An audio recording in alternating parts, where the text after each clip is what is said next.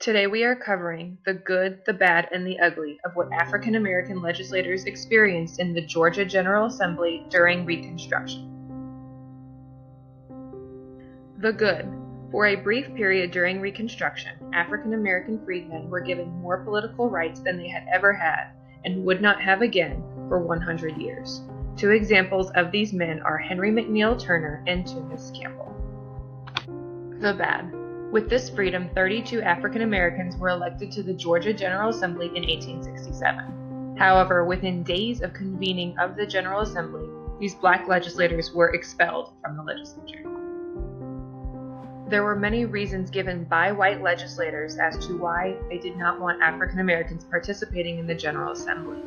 Quote, persons of color were not allowed to hold office under the Georgia Constitution. Democrats also passed personal judgments on issues of illiteracy, unethical practices, many of which were made up. Effects of removal. As a result of the expulsion, in the eyes of the U.S. Congress, Georgia remained unreconstructed and was not granted legal return to the U.S.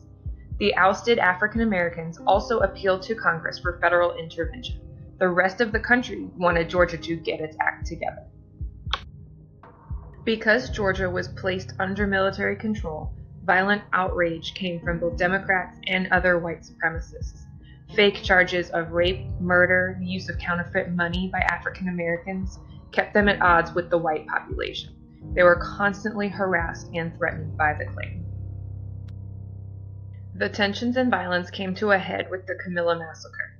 African Americans and their Republican supporters were outraged by the violence. They met in Albany and marched to Camilla, Georgia, to attend a Republican political rally.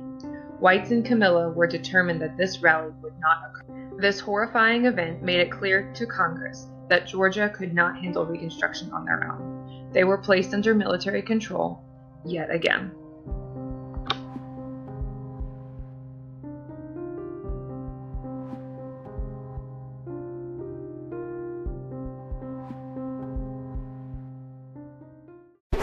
Created using Powtoon.